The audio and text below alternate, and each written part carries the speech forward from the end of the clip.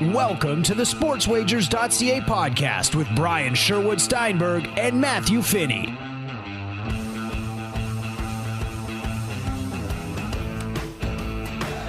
Welcome to the Sportswagers.ca podcast.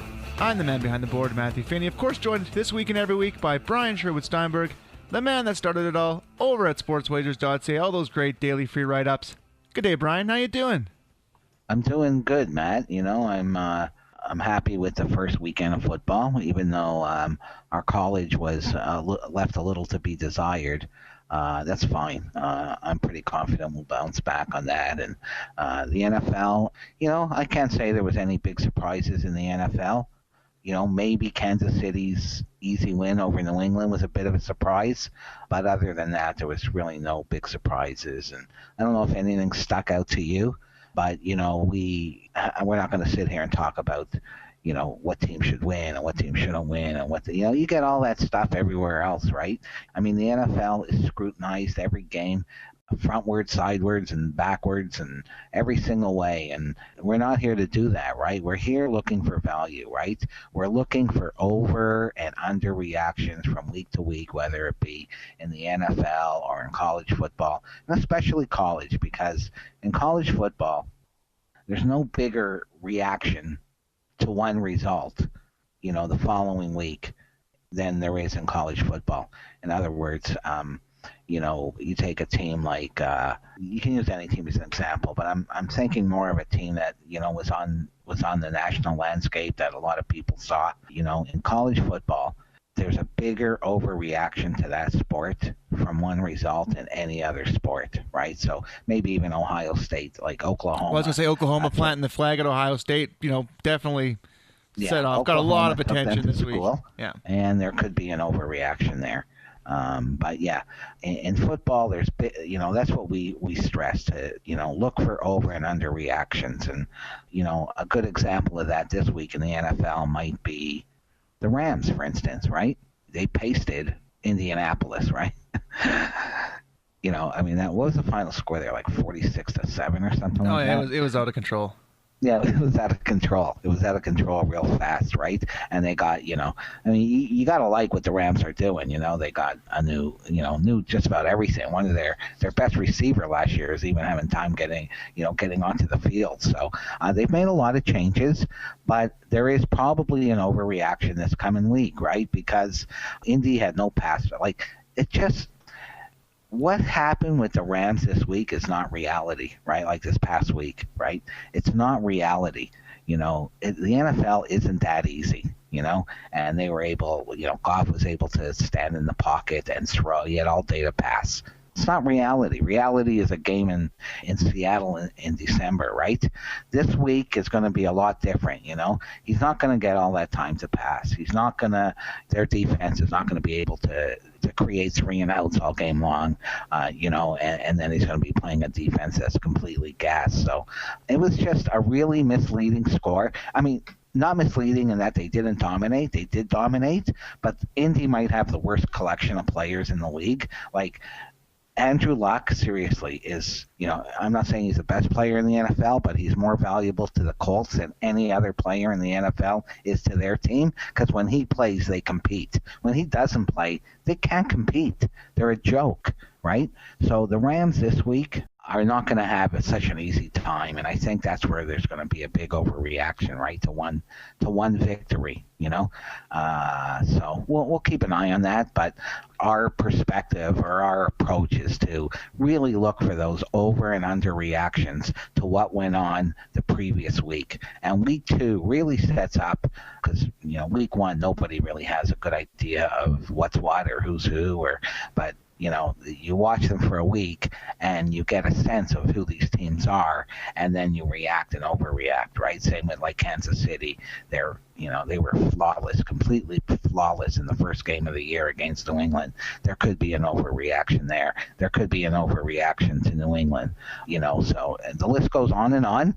So when you're making your selections this week, be very, very mindful of what happened last week and don't overreact to it. All right? Is there anything that you may have noticed that's worth mentioning, Matt?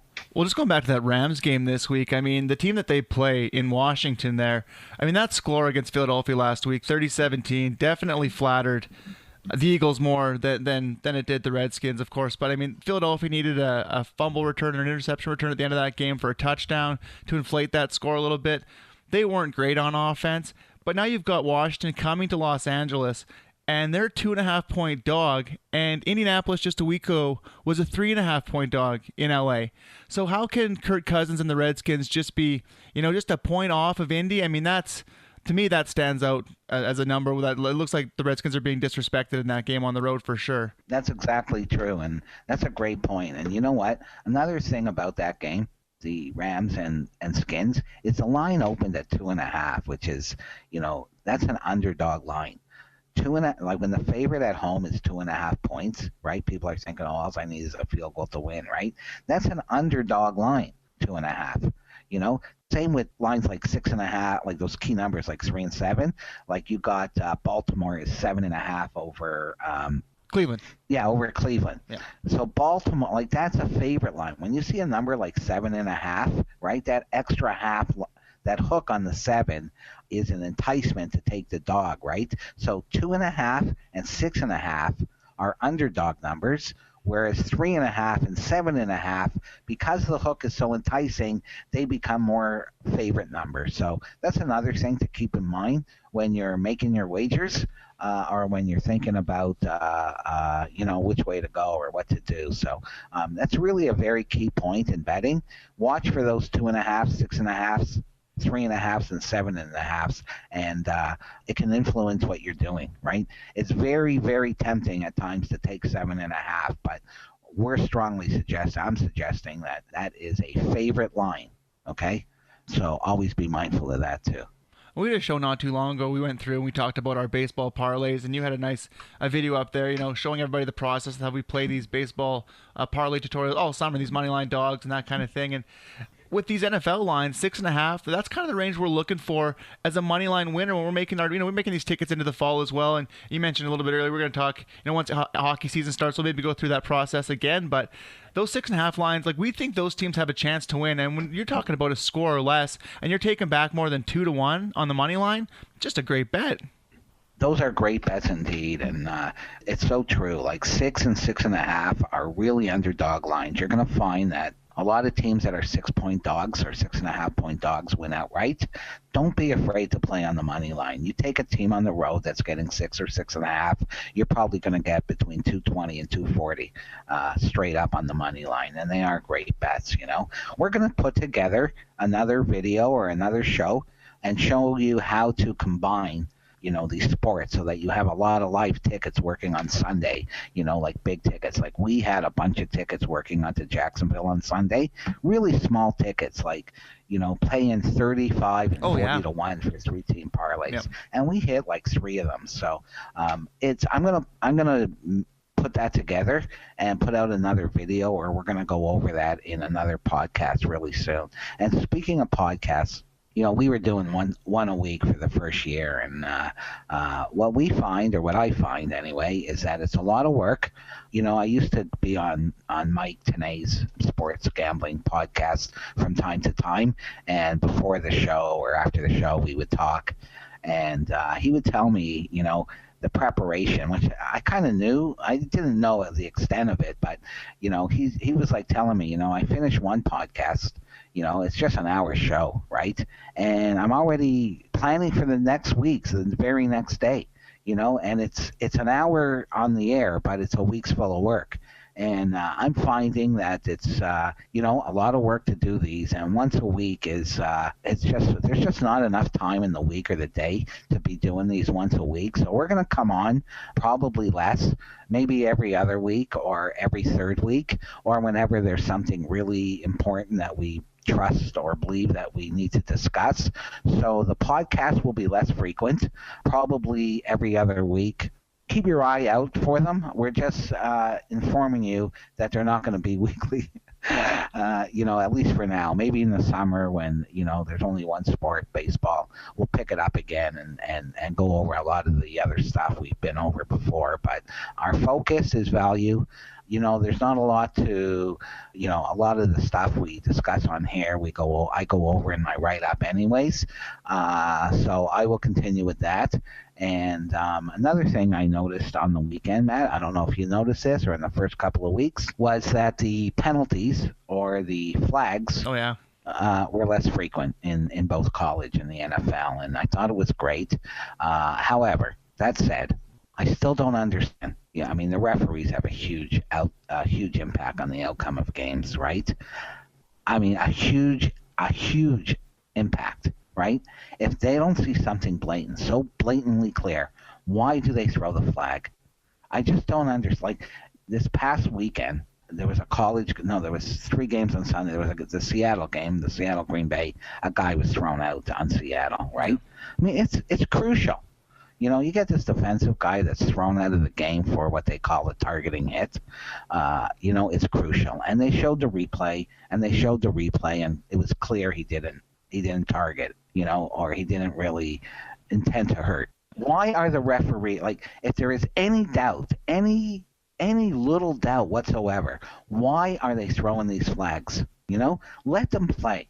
Let them play, right?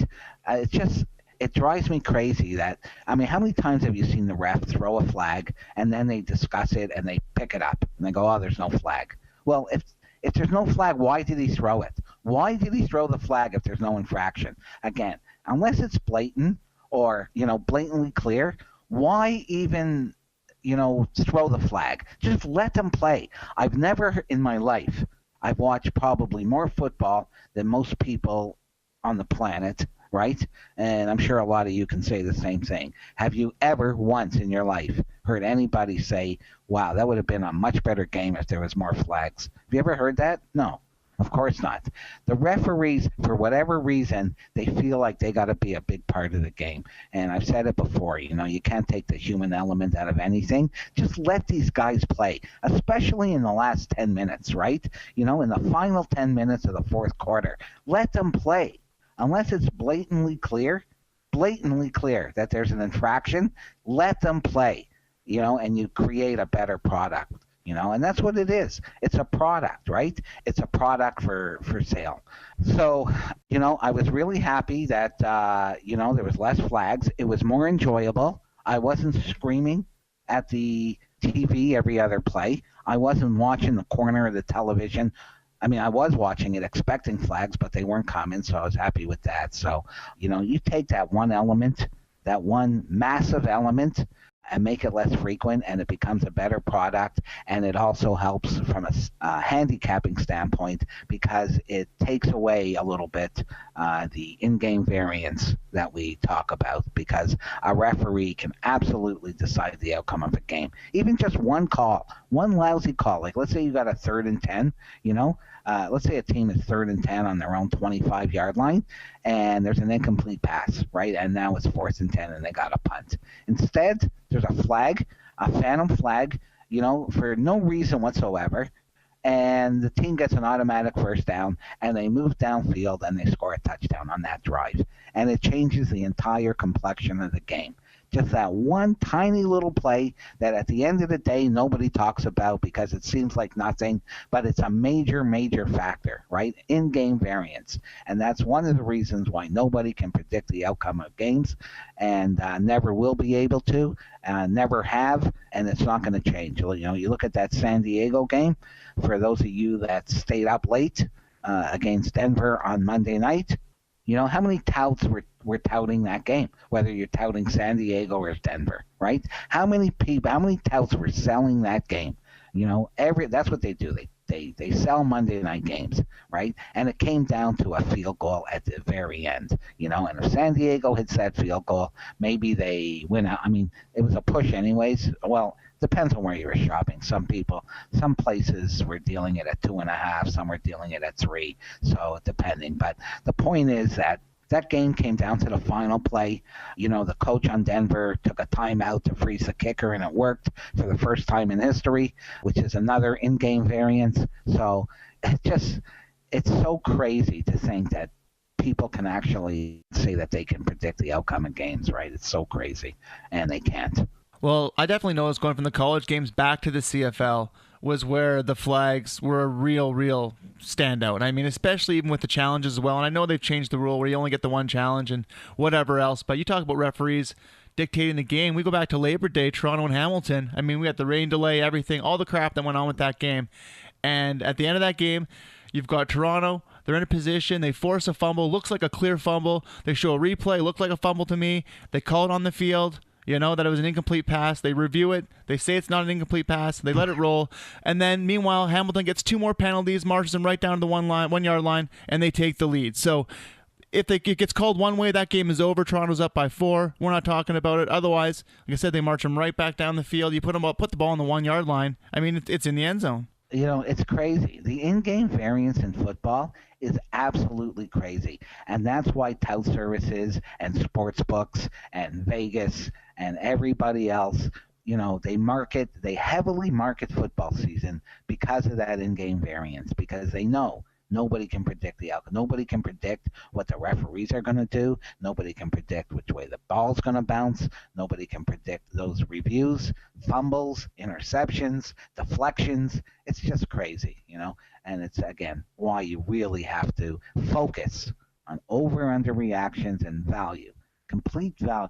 Value is a funny thing. I want to talk about sharps. This is the time of year where you read whatever publication or website, or radio show or TV show you're watching.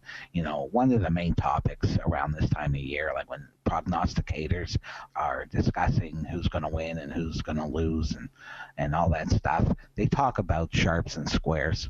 And what they're betting and what they're doing, and they make it sound like these guys that are on the radio, to make themselves sound like they know what they're doing or that they're on the ball when it comes to football. They're talking about sharp money and square money, and you ask, what is that, right?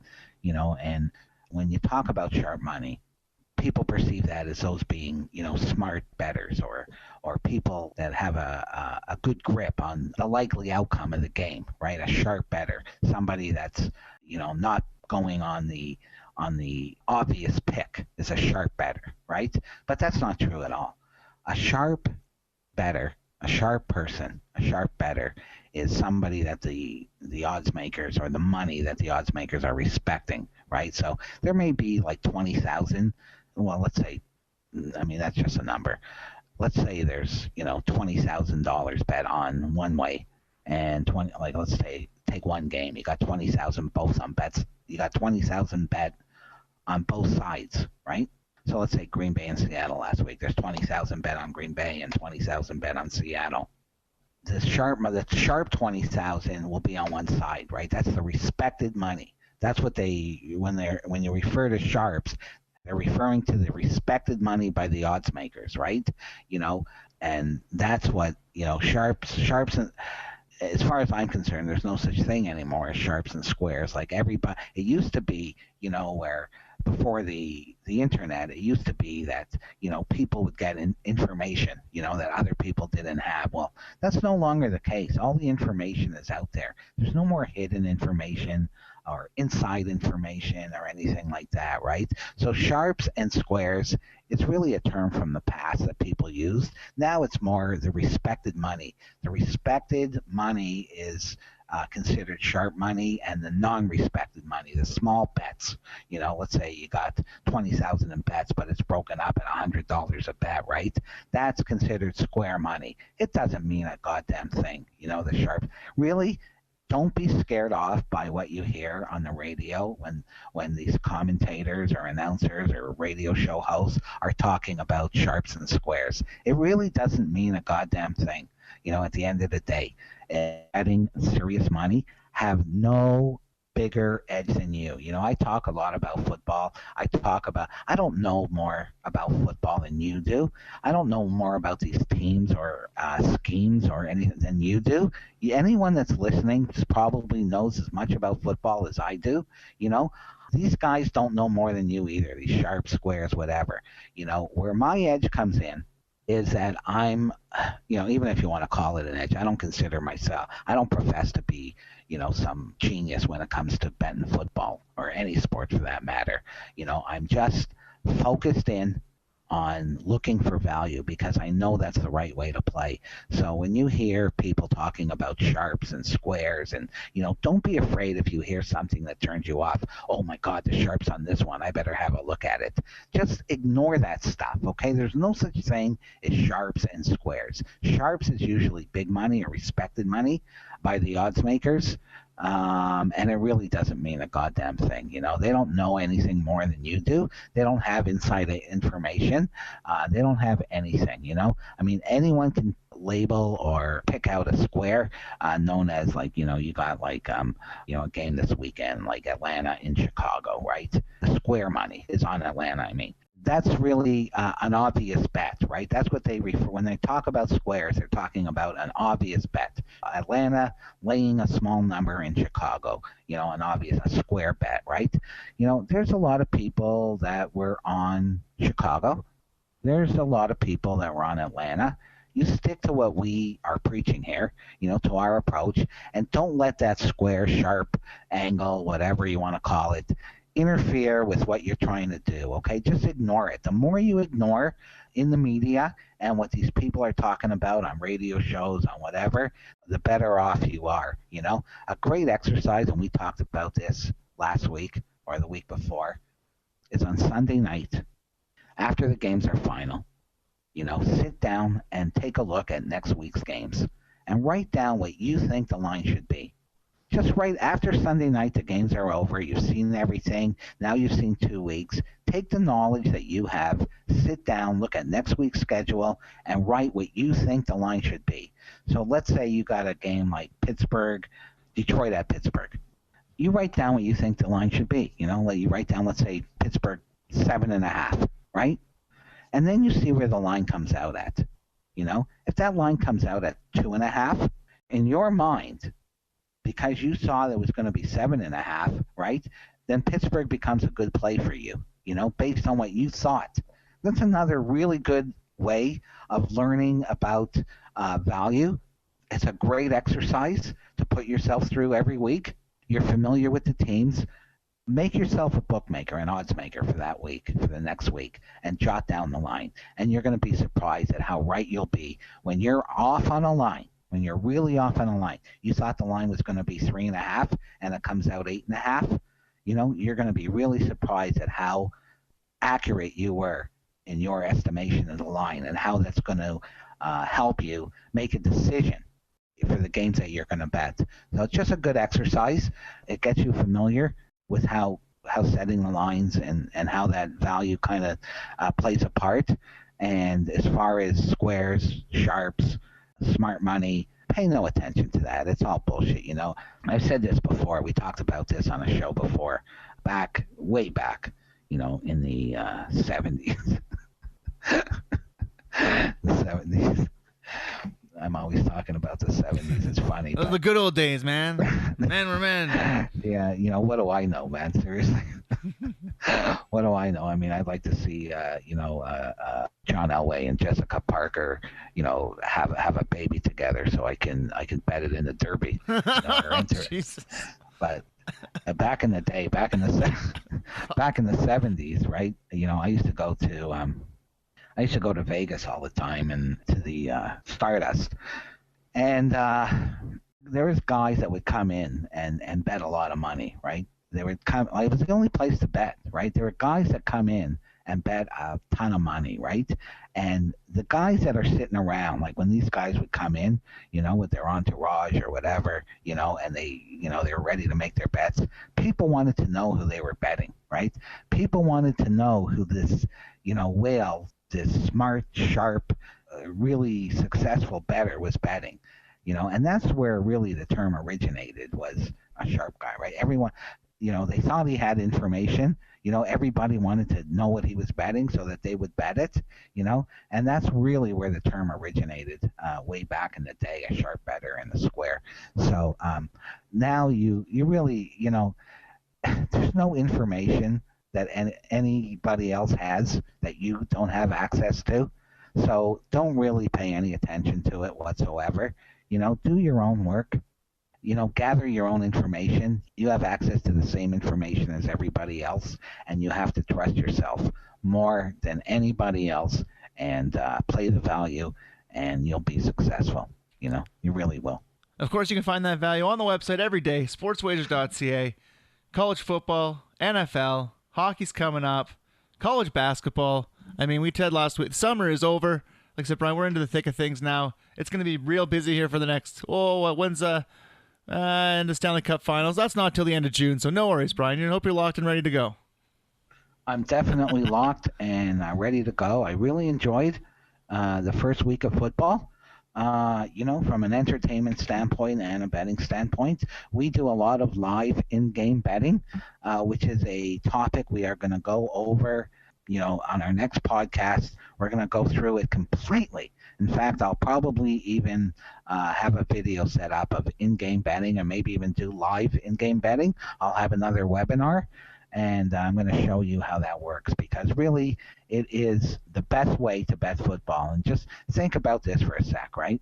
Imagine if you can bet a game 15 minutes or 10 minutes into the first quarter after you've seen, each team have the ball a couple of times, and you get a sense of what is happening. You get a sense of the game, right?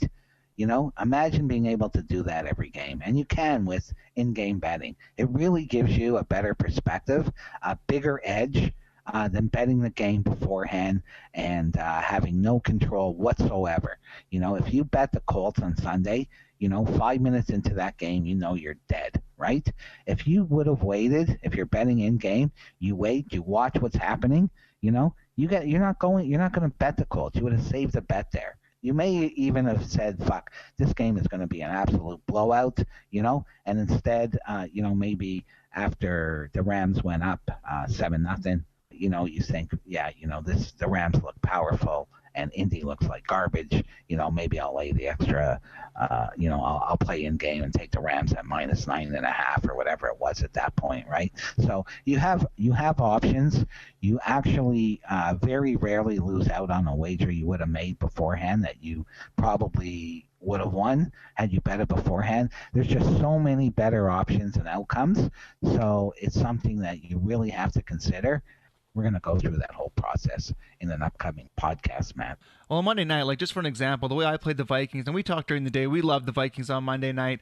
I played them in some parlays, -6 plus 120, because I wasn't willing to lay, 25, 30 cents and take -3.5 on Minnesota. Again, we talked. We like those -3.5. It's enticing to take the Saints getting a field goal on the road, But, I didn't want that. So you wait till the game starts. You watch a little bit. You see, all right, it's a defensive battle both ways.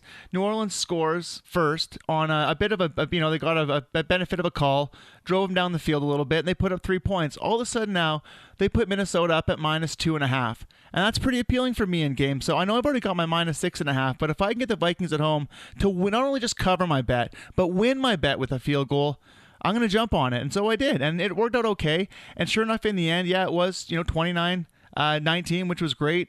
Didn't end up cashing too many parlays, but, we hit the key there. But had New Orleans, they had the ball. Had they scored late, they make it 29-26. If you're laying 3.5, you lose that game on a dirty backdoor cover. Absolutely.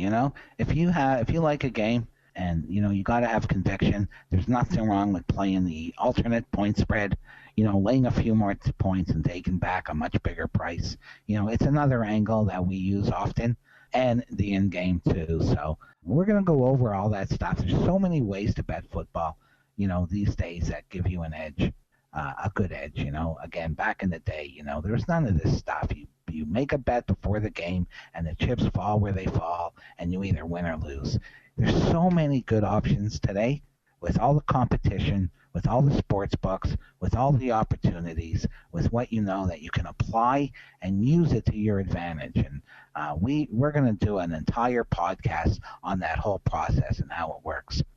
On how many times have we saved a bet or gone for a middle, hit both, all that kind of stuff. So many options. We hit the Buffalo Jets. We hit that game right in the middle, betting it live the other day on Sunday.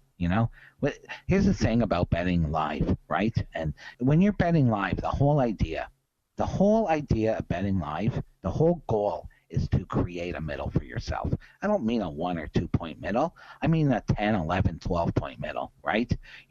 Or an 8 or a 9 point middle. And it happens almost every game, So when you hit one of those middles, you're getting anywhere from 18 to 20 to 1 on the middle, right?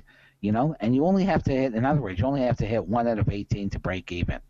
So it's a great way to play. It really is a great way to play, especially if you're sitting at home on Sunday afternoon and you're watching NFL football. It's so easy just to open up your laptop, have the in-play going, and at least attempting to familiar yourself with it and to give it a try. Now, I don't mean to, start betting it big. Start betting it small. Start betting like, $4 and $5 bets, just so that you get the hang of it, right? It may take you all year. Take the time every single week to learn how to do it, to learn how to create middles.